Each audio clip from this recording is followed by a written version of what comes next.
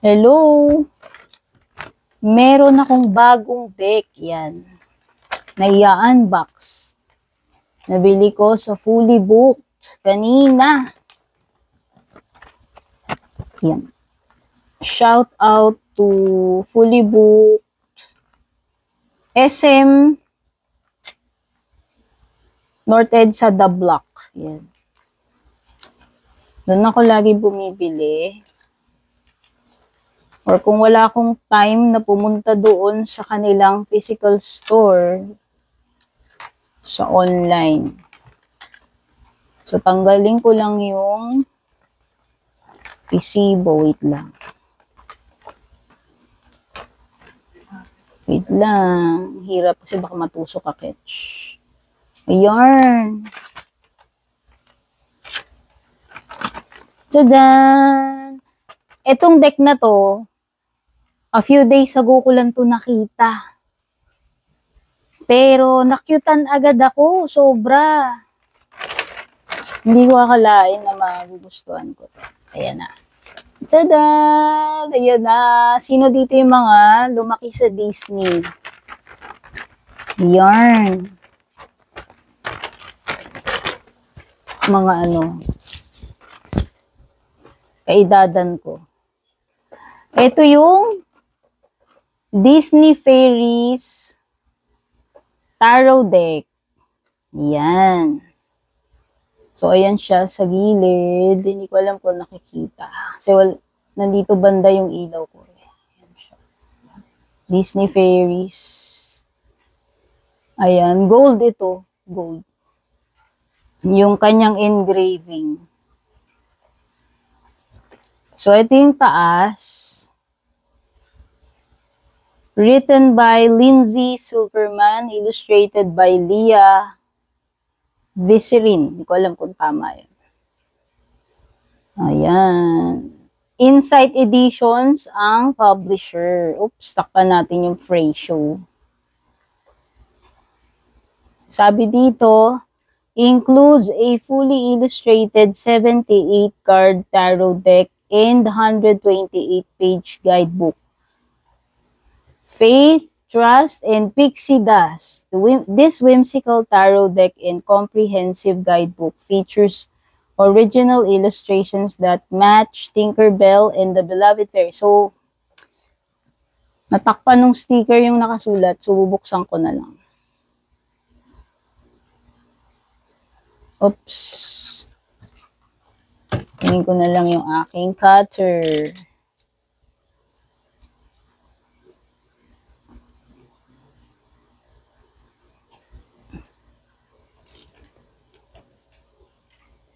Oops. Ayan. Hindi ko mabasa fully kasi dapat pala tinanggal ko muna itim. Na-excite a Ketch. So, i-unwrap na natin at natanggal na yung cellophane wrap. So, ayan siya. Matte yung kanyang texture. Tapos may mga glittery, gold foil. Dito.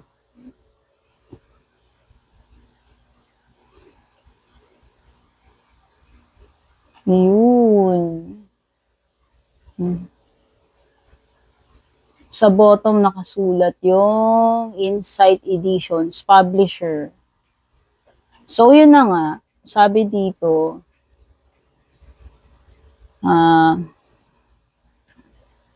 includes a fully illustrated 78 card tarot deck and 128-page guidebook. Faith, Trust, and Pixie Dust. This whimsical tarot deck and comprehensive guidebook features original illustrations that match Tinkerbell and the Beloved Fairies, creatures and seasons from the magical world of Pixie Hollow, with classic tarot archetypes making it fresh interpretation of a traditional tarot deck. So, nakalagay dito yung logo ng Disney, tapos yung Insight Editions yung publisher. Kung hindi ako nagkakamali, inirelease to sa Amazon ng June 9. Pero yung pinaka-deck, O malamang, siguro yun na rin yun, yung release date niya talaga. So, buksan na natin. Ito yung box, upper part ng box. May mga details dyan na ano. Green yung kanyang interior na may flowers.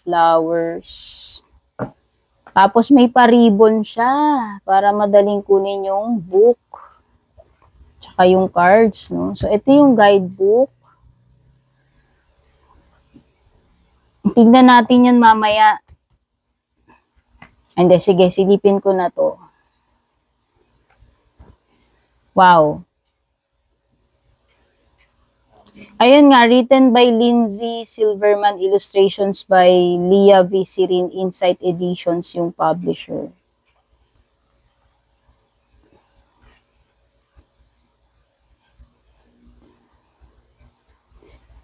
Sabi dito, have you ever wondered how nature gets its glow? Who gives it light and color as the seasons come and go?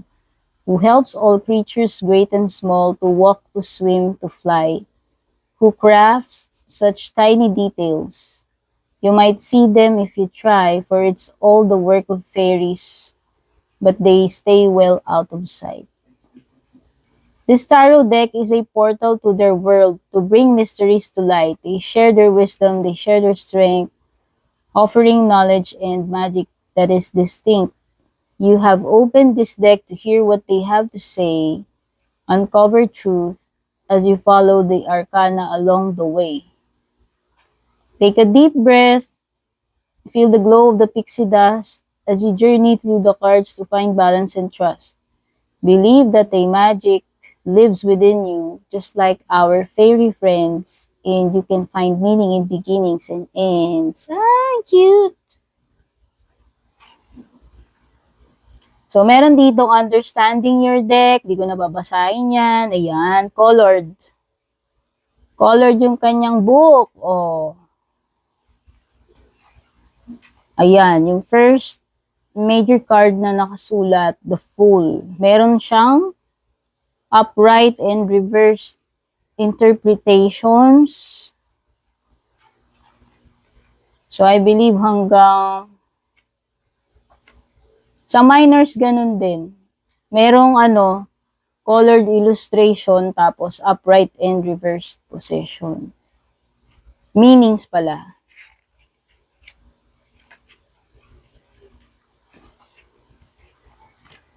Caring for your deck, sa mga bandang dulo, preparing to read, spreads, sa baka mahilig gumamit ng spreads. Ako may sarili akong spread. About the author. Yun na yun.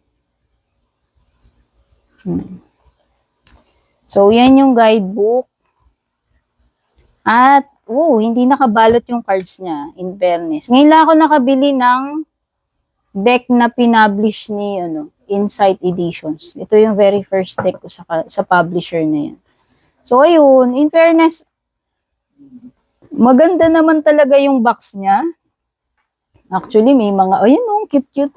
Meron pang dagis. Cute-cute.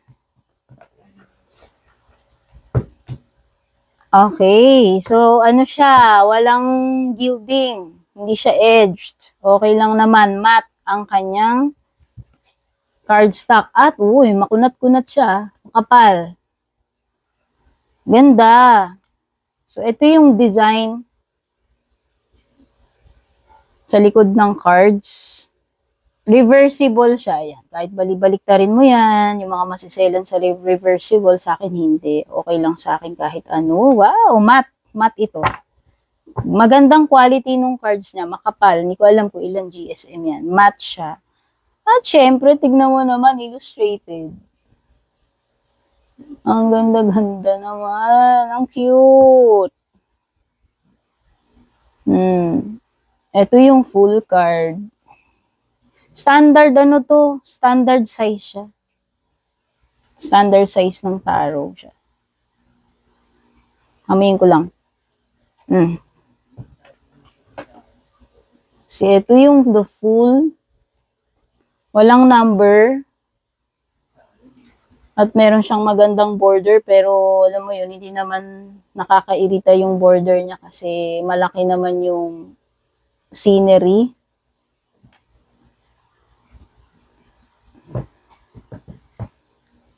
So, hindi ko kabisado yung mga ano dito, characters na.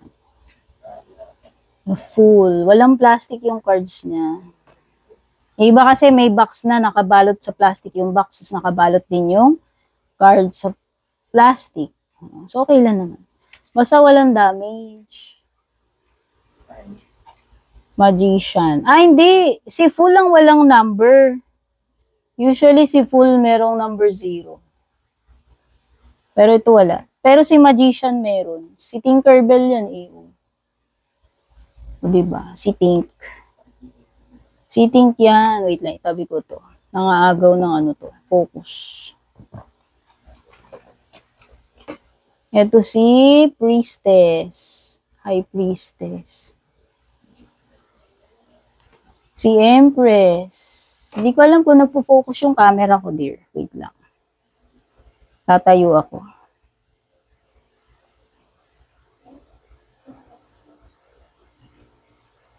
Emperor. Pagpasensyahan nyo na yung kuko ko, guys. Parang nakipaglaban sa gera. Wala akong time na asikasuhin. Hierophants. Yun si Hierophant.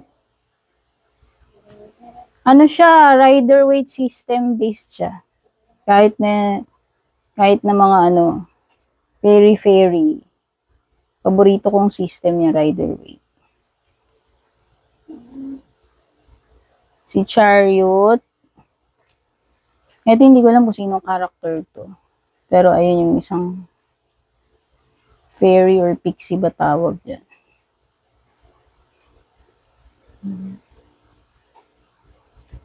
Wheel of Fortune. Justice card. Libra. Ito si Hanged Man. Ayun sila oh. Yung mga fairies. Ito yung Death card. Temperance. Ayun. Hindi ko alam kung sino tong villain. Si Hook yata ito eh. Oh, yung shadow nyo. The Tower. The Star. The Moon. The Sun. Si Judgment.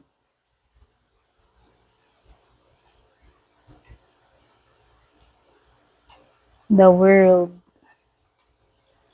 Parang pag binaliktad mo siya, yung Big Ben.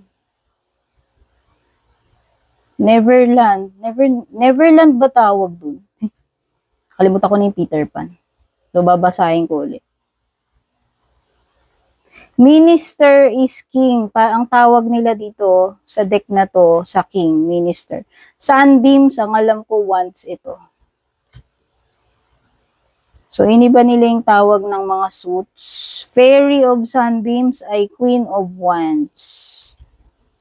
Pixie of Sunbeams ay Knight of Wands. Companion of Sunbeams, Page of Wands. Tapos yung Ace, 2,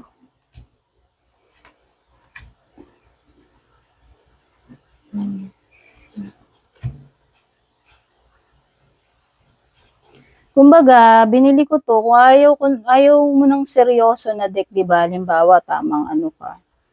Yan, yung mga cute na deck, perfect ito. Lalo na kung nakaka-relate ka doon sa, kay ano, mahilig ka sa fairies or kay Tinkerbell.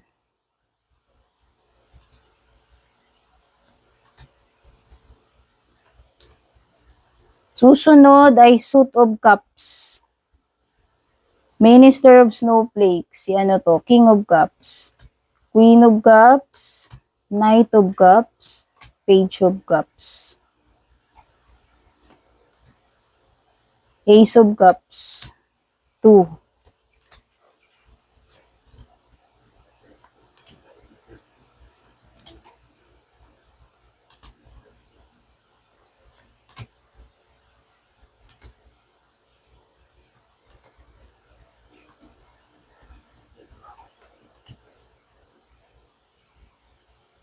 Ano tong Fairy of Feathers? Ay, wait lang. Lumipat na pala tayo.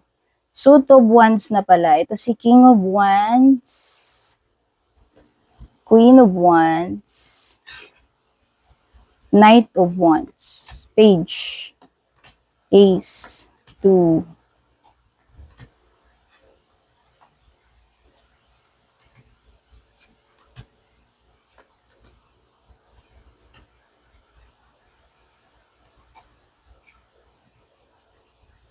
Suit of Pentacles. King of Pentacles ito, si Minister. Ayan. Minister of Fairy Golds, King of Pentacles, Queen of Pentacles, Fairy of Fairy Golds, Pixie of Fairy Golds, si Knight of Pentacles, Companion of Fairy Golds, si Page of Pentacles. Tapos Ace. Ang ganda nung ano niya, border niya, yung design niya.